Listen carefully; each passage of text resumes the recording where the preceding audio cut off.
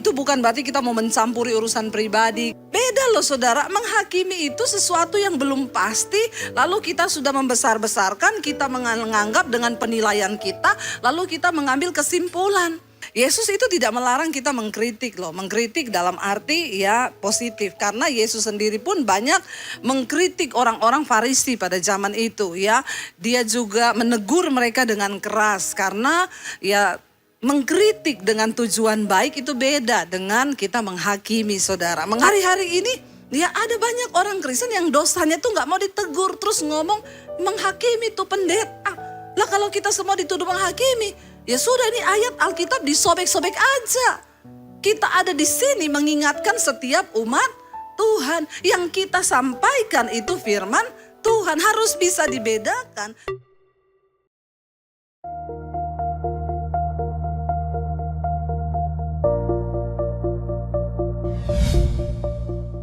Di dalam nama Yesus, yang percaya Tuhan di tengah kita, memberkati kita, katakan bersama. Amin, amin. Tepuk tangan buat Tuhan Yesus. Silakan duduk, Bapak Ibu yang terkasih, Shalom. Bagaimana kabarnya? Luar biasa, walaupun banyak masalah tetap luar biasa. Iya, hari ini tema firman Tuhan adalah penghakiman dan pengampunan ya. Mari kita buka bersama langsung saja Matius pasal yang ke-7. Injil Matius pasal yang ke-7 ayat yang pertama sampai dengan ayatnya yang ke-5. Firman Tuhan berkata, judulnya adalah hal menghakimi ya. Ayat yang pertama baca bersama. Jangan kamu menghakimi supaya kamu tidak dihakimi. Jangan menghakimi supaya tidak dihakimi. Saudara, kita kalau dihakimi seneng enggak? Enggak ya, tapi kita kalau menghakimi senang atau tidak? Ya, haleluya. Saya tuh kemarin ya pelayanan di Makassar, pulang saudara di pesawat ya. Di pesawat itu kan tenang ya, harusnya ya. Tenang di pesawat itu, nggak ada suara, tiba-tiba ada suara ibu-ibu saudara. Kenceng banget ya, satu pesawat itu nggak bisa tidur karena mereka. Saya nggak tahu itu ibu-ibu dari mana, tapi kenceng. Udah gitu ngomongnya begini, iya kamu tahu nggak sih itu? Oh itu sukanya jelek-jelekin orang loh dia itu. Dia tuh nggak tahu diri ya. Padahal dalam hati saya bilang sama suami saya, dia lagi ngomong itu orang suka jelek-jelekin orang. Padahal dia bodoh wae. Dan mereka cerita terus tentang orang itu saudara. Malah ada yang diceritakan tentang iya loh, dan itu almarhum ya, almarhum itu. Wah itu yang udah mati juga diceritain. Waduh luar biasa ya, dalam hati saya dia lagi ngomong itu orang suka jelek-jelekin orang. Padahal dia sendiri lagi ya itulah saudara, gambaran saja. Koyo pas kemarin saya baru dengar yang seperti itu. Alkitab berkata, Yesus bilang jangan kamu menghakimi supaya kamu tidak dihakimi. Karena semua orang tidak ada yang mau dihakimi. Ya, nanti kita akan belajar saudara. Apa sih yang dimaksud Yesus di sini? Ayat 2 baca bersama. Karena dengan penghakiman yang kamu pakai untuk menghakimi, kamu akan dihakimi, dan ukuran yang kamu pakai untuk mengukur akan diukurkan kepadamu. Ini sama dengan dikatakan bahwa hidup ini adalah hukum tabur tuai. Ya, kita jangan suka menghakimi orang lain supaya kita tidak dihakimi. Tetapi bukan berarti tidak menghakimi di sini kita kompromi dengan dosa. Ya, itu bukan berarti yang seperti itu. Karena apa yang kita pakai untuk mengukur itu juga yang akan diukurkan kepada kita.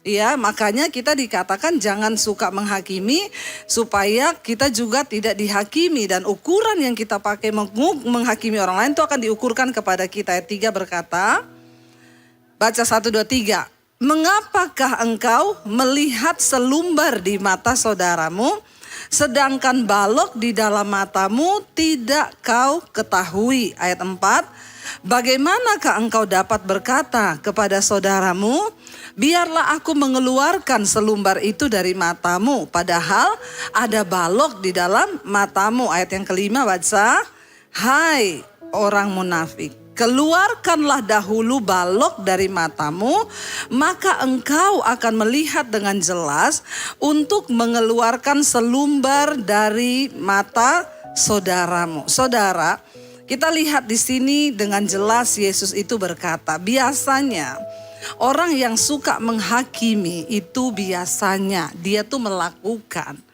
lebih hebat daripada orang yang dia hakimi. Itu sudah faktanya, saudara. Makanya di sini dikatakan, ya, ketika dikatakan kita ini tidak boleh menghakimi, jangan menghakimi. Yang pertama itu, ya, artinya bukan kita ini tidak peduli dengan kesalahan atau dosa yang orang lain lakukan. Ya, lalu apa-apa jangan menghakimi loh, jangan menghakimi loh. Bukan seperti itu. Tetapi ya kita juga ketika kita ini melihat dosa orang lain, ya, menghakimi itu cenderung menceritakan kepada orang lain, ya, dengan maksud tentunya untuk menjatuhkan orang lain. Ya, itu konotasi dari menghakimi itu jelek. Tapi kalau kita mengasihi saudara kita, saudara, kita enggak boleh juga ya cuek dengan hal itu. Tetapi Matius 18, coba kita lihat. Matius 18 ayat 15 sampai dengan ayat yang ke-16, di sana firman Tuhan berkata begini.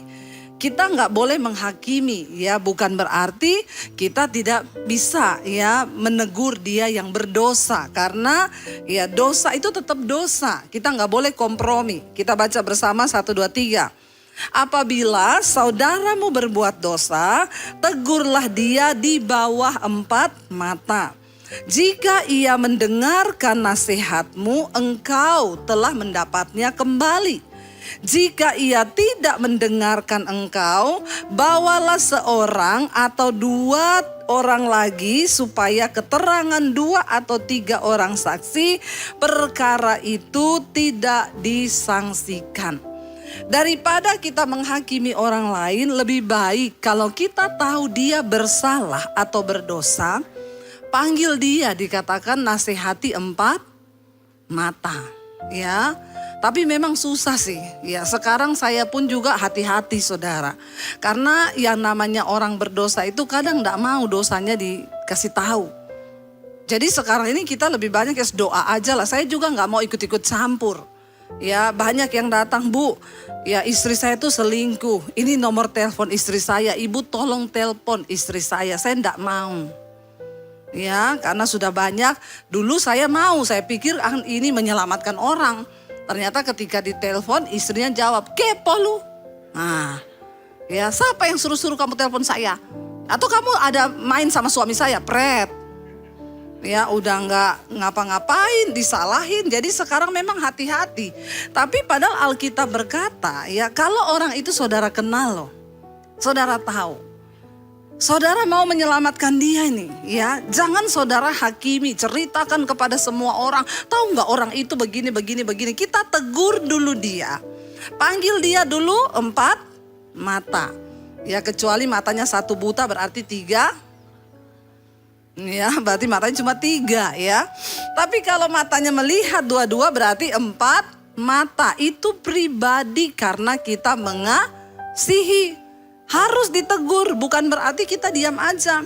Ayat ini berkata kalau saudaramu berbuat dosa, panggil dia.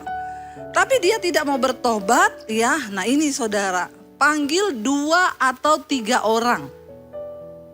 Supaya ya masalah itu menjadi nyata dengan 2-3 orang saksi. Ya, tapi ya memang resikonya berat, saudara.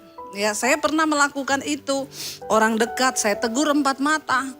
Ya, saya kasih tahu, kamu ndak boleh gini.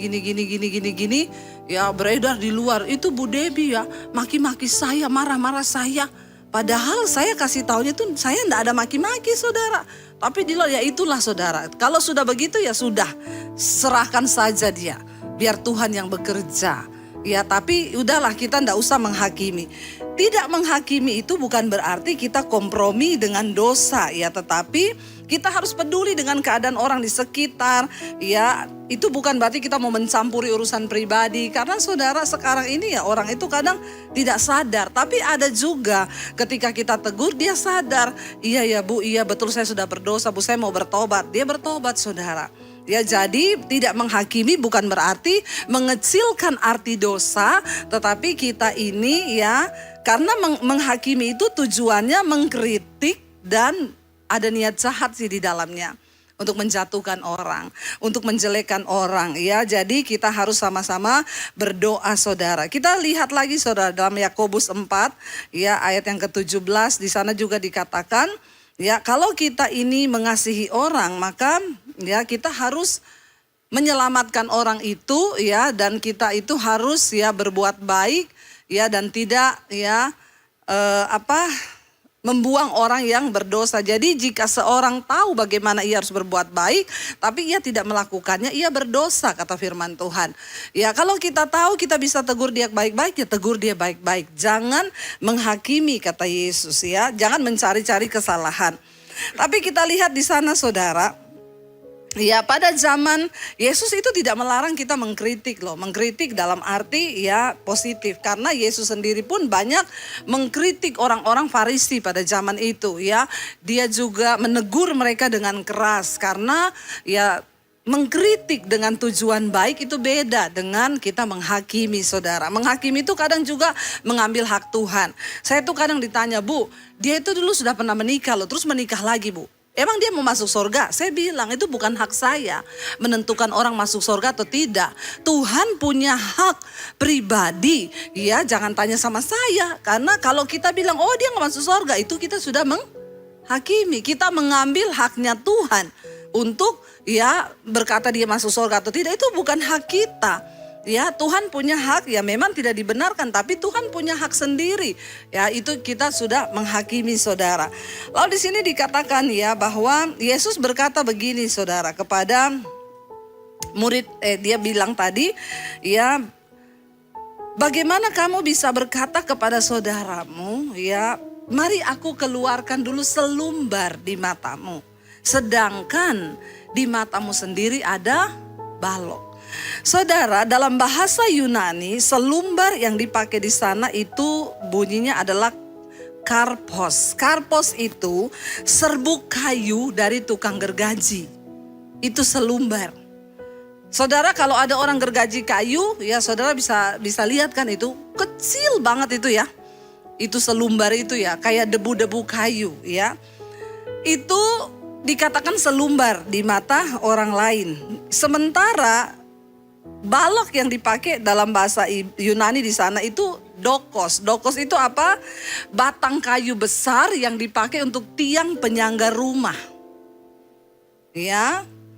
Jadi itu yang dipakai untuk sebutan balok di matamu. Selumbar dengan balok itu gede mana? Ya, gede balok. Tapi yang anehnya di sini, kok ada orang di matanya tuh ada balok? Harusnya kalau ada mata di balok dia masih bisa lihat nggak? Nggak bisa toh?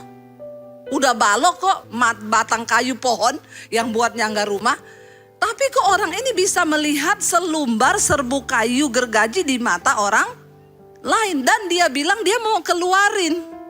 Kira-kira orang yang baloknya di depan mata besar bisa nggak ngeluarin selumbar yang kecil di mata orang lain? Ya sudah pasti tidak. Yesus sedang menggambarkan orang-orang yang suka menghakimi, seringkali mereka itu punya dosa yang lebih besar daripada orang lain. Lah bagaimana caranya saudara? Engkau aja punya balok loh di dalam mata loh. Balok tuh gede loh saudara.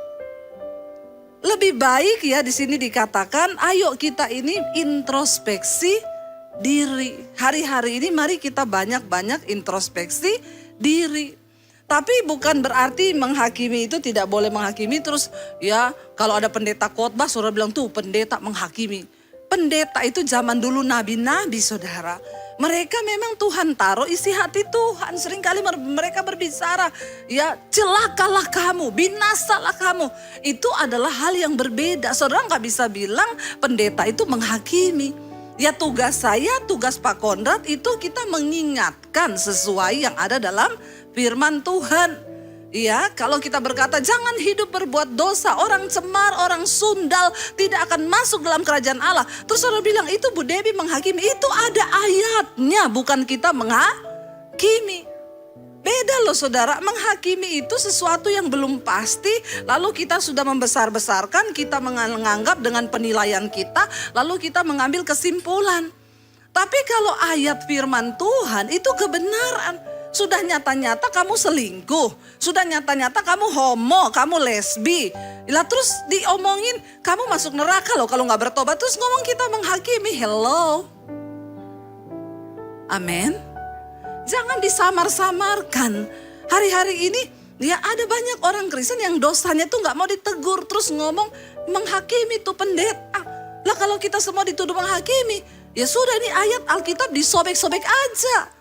Kita ada di sini mengingatkan setiap umat Tuhan. Yang kita sampaikan itu firman Tuhan. Harus bisa dibedakan mana menghakimi dengan mana yang itu menegur sifatnya.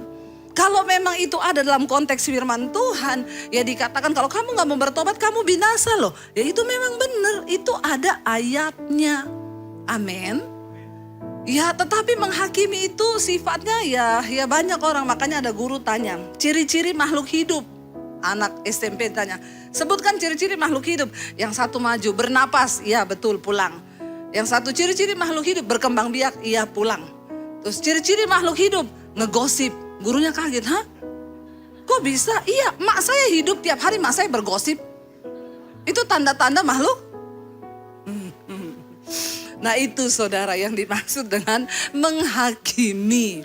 Ya, sukanya saudara kita ini ya orang-orang coba kita berdoa di komunitas kita, dimanapun kita berada. Mari kita ya berhentilah jaga mulut ini supaya dalam komunitas kita itu nggak ada kita ngerasani orang, kita ceritain jeleknya orang, kita menghakimi orang, kita berdoa.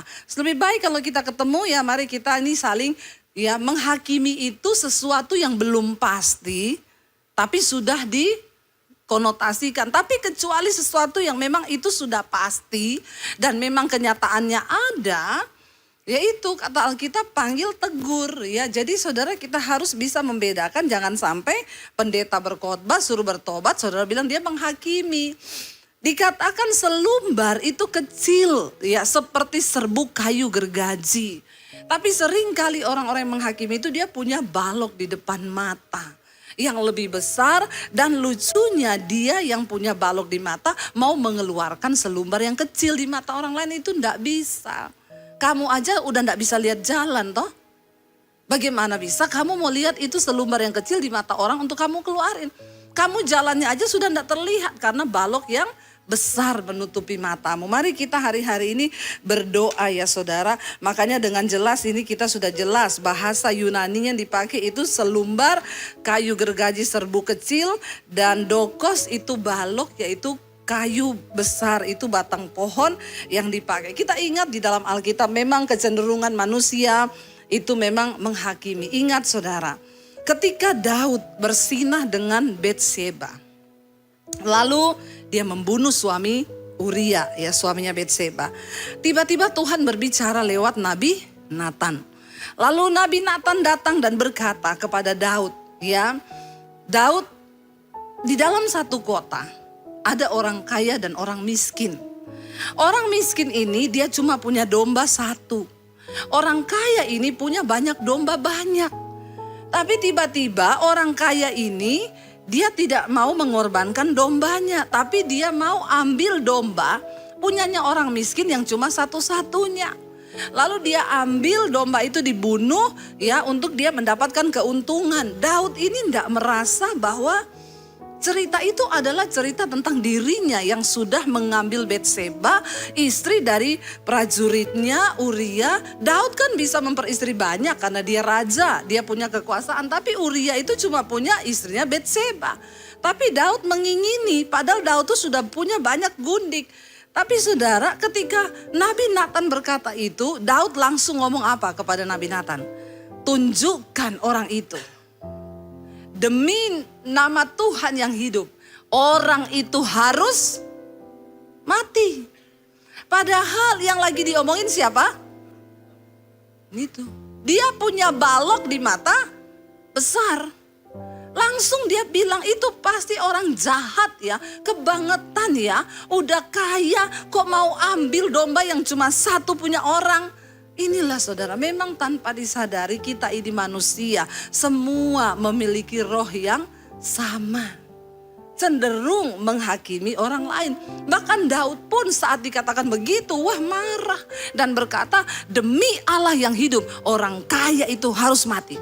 Kamu tunjukin di mana rumahnya, saya bunuh dia sekarang. Lalu Nabi Nathan berkata, Daud, orang itu adalah kamu. Kaget dia. Itu gara-gara ada balok di mata. Dia tidak bisa melihat kesadarannya. Padahal ceritanya itu mirip dengan apa yang dia lakukan. Memang gak ada yang tahu. Tapi Tuhan Maha tahu. Tuhan kirim Nabi Nathan ngomongin dosanya. Akhirnya ketika Nabi Nathan bilang, kamulah orang kaya itu. Kamu mengambil Betseba istri Uria dan suaminya kamu bunuh untuk mendapatkan kesenangan. Langsung saat itu juga Daud menangis di hadapan Tuhan.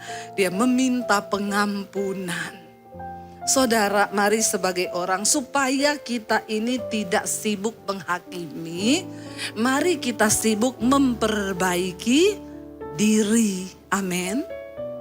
Jangan suka menghakimi tapi perbaiki diri. Tiap hari bangun Tuhan, kekuranganku tuh apa? Yang aku belum lakukan nih apa? Yang Tuhan mau aku buat tuh apa? Kalau kita nih banyak introspeksi diri, banyak, makanya ada orang yang ada kata-kata bijak bilang, buatlah dirimu tuh sibuk. Supaya kamu ndak ada waktu untuk melihat kejelekan orang, supaya kamu nggak ada waktu menceritakan kejelekan orang, kamu nggak ada waktu untuk sakit hati, buatlah dirimu tuh sibuk. Kayak saya nih loh, sibuk terus saya. Iya. Hari Kamis masih di sini pada onsite. Ya, Kamis subuh sudah terbang ke Makassar. Kemarin malam saya pulang ke sini. Ya, besok saya terbang lagi ke Palembang. Ke Pekanbaru Riau. Pulang dari Pekanbaru, landing hari Jumat, hari Sabtu terbang lagi ke Palembang. Ya, enggak ada waktu saya ini mau menghakimi orang. Kenapa? Karena kita ini udah sibuk hidupnya. Orang yang suka menghakimi itu pasti kurang kerjaan. Kurang sibuk, bilang kanan kirimu, makanya cari kerjaan. Biar enggak sibuk menghakimi orang, ya. Ya begitulah saudara, ya. Manusia itu memang cenderung begitu. Lihat Daud, waktu Nabi Nathan tegur, ya nomor satu, wah dia marah saudara, pengen menghakimi orang itu. Kasih tahu, demi Allah yang hidup, tak bunuh itu orang kaya itu. Jahat sekali jadi orang. Masa orang cuma punya domba satu-satunya diambil sama dia. Nabi Nathan bilang, kamulah orang itu. Ya, saking sudah terlalu gede balok di matanya. Makanya saudara, cara untuk, lalu Yesus bilang apa? Tadi ayat yang ke 5. Coba kita balik lagi ke Matius 7 tadi ayat 5, baca bersama. Hai orang munafik, keluarkanlah dahulu balok dari matamu. Maka engkau akan melihat dengan jelas untuk mengeluarkan selumbar itu dari mata saudaramu. Buat apa kita susah-susah mengeluarkan selumbar padahal balok di mata kita? Makanya dibilang, hai orang munafik. Jangan kita menjadi orang munafik. Saudara ikut mesbah doa, pembahasan kita sudah sampai sekarang Salomo menggantikan Daud menjadi raja. Nasihat pertama yang Daud berikan kepada Salomo ketika dia duduk di kursi kepemerintahannya itu apa? Daud bilang, semua orang-orang munafik harus kamu bunuh. Karena dalam sebuah kerajaan, kalau ada orang munafik, maka kerajaanmu itu pasti akan runtuh. Siapa orang munafik? Di depan manis, di belakang busuk. Ya, itu orang munafik. Ya, makanya saya tidak terlalu percaya kalau ketemu orang-orang, hai Bucan, hai Ibu, hai Pret. Ya, saudara, waktu saya tertarik ketika Daud pertama kali naik di kursi kepemerintahan, dia bilang sama Salomo. Pertama Yoab. Siapa Yoab? Yoab itu panglima Daud yang gagah perkasa. Tapi kata Daud, dia banyak kali tidak mengikuti perkataanku. Aku suruh jangan bunuh Absalom. Jangan bunuh Abner, tapi dia bunuh semua orang-orang itu. Berarti dia ini tidak loyal, orang munafik. Di depanku sok baik, tapi di belakang dia tidak mempedulikan perkataanku. Kamu bunuh dia, ya. Kedua, siapa? Imam Abiatar yang sudah akhirnya berkhianat terhadap Daud, juga bunuh dia. Ketiga, siapa? Simei, seorang perempuan, saudaranya Saul yang mengutuki Daud ketika Daud diusir oleh Salomo dari istana, oleh Absalom dari istananya. Simei mengutuki Daud. Ketika Daud menang, Absalom mati, Daud kembali ke istana. Simei lah yang duluan menyambut Daud dengan kata-kata yang sok manis. Yang berkata, hiduplah raja, engkau raja yang luar biasa. Padahal dulu dia kutukin waktu Daud tinggalkan istana. Orang-orang begini, dia orang-orang munafik. Mereka inilah saudara yang bisa melihat selumbar di mata orang lain, tapi balok di matanya sendiri tidak dilihat. Makanya ketika Salomo naik, Simei dibunuh, ya, Yoab dibunuh. Semua orang-orang yang tidak loyal kepada Daud. Nomor satu, Daud bilang, kalau kamu naik, tandai orang-orang ini. Kalau kamu pengen, saudara, jangan kau pelihara orang munafik. Ya, ada loh orang-orang seperti itu. Masih ada di perusahaan, bosnya diceritakan ke bawah-bawah, ya. Padahal di depan bosnya, menjilat setengah mati. Ya, lebih baik kita ini jadi orang yang apa adanya. Ngomong kalau memang gak suka, ngomong gak suka. Kalau seneng, ngomong seneng. Amin. Jangan saudara juga jadi orang munafik. Ya, jangan juga saudara pelihara orang munafik. Kalau memang dia sudah tidak suka sama kita, panggil dia, ya. Ngomong aja, saya dengar kamu cerita saya di belakang gini-gini. Ya sekarang kamu pilih, kalau kamu mau masih ikut saya, tapi susah saudara. Makanya benar, Yesus bilang, hai orang munafik. Orang munafik itu suka menghakimi, padahal dia lupa kesalahan dalam dirinya itu lebih besar. Makanya supaya kita tidak menghakimi hari-hari ini, mari saudara kita lebih banyak introspeksi diri. Kita lihat apa kekurangan kita. Apakah kita ini dibanding orang lain sudah lebih baik. Banyak yang belum kita lakukan, mari kita belajar untuk sungguh-sungguh melakukan apa yang Tuhan mau. Ya, supaya kita ini tidak menjadi orang-orang yang menghakimi orang lain, tapi biarkanlah Tuhan yang punya takaran. Ya, kalau ditanya sama orang, dia masuk surga apa neraka? Jangan kau jawab, itu urusan Tuhan. Bisa jadi orang tuh berdosa banget, udah mati, dia mau mati bertobat dia. Di ujung mau mati sekarat, tiba-tiba dia bilang, Tuhan ampuni aku Tuhan. Ya, diampuni Tuhan masuk surga. Nah, kita ini yang menghakimi dia. Ya, padahal kita sudah lebih banyak dosa daripada dia. Ya, ingat ketika penjahat yang disalibkan bersama Yesus, dia cuma bilang gini, Tuhan, ingat aku ya Tuhan, kalau engkau nanti kelak ada di Firdaus. Tuhan bilang apa? Hari ini juga, saat ini juga, engkau sudah bersama-sama dengan aku. Enak banget ya. Penjahat, pembunuh, ya, pemerkosa, perampok. Cuman ngomong terakhir sebelum mati sama Yesus, diampuni. Kok enak banget ya. Tapi jangan ditiru, kalau gitu Bu, saya nanti kalau mau mati aja baru bertobat. Ini adegan berbahaya saudara. Hanya dilakukan oleh para ahli saja ya. Iya, kalau kita sempat bertobat mati ya, kalau gak sempat bertobat. Karena itu mari kita sama-sama hari-hari ini lebih banyak introspeksi diri. Tuhan, ya kami belajar ya. Tapi kalau saudara lihat orang berdosa, tegur dia, panggil dengan kasih, doakan dia. Kalau dia gak mau dengar ya sudah, biarkan. Tapi kalau selama kita masih ada, ya kasih bawa di dalam doa supaya dia bertobat, maka Tuhan pasti akan kasih kita kekuatan. Saya undang para imam musik maju ke depan. Kita mau sama-sama merenungkan firman ini. Kita mau datang di hadapan Tuhan. Terima kasih Tuhan.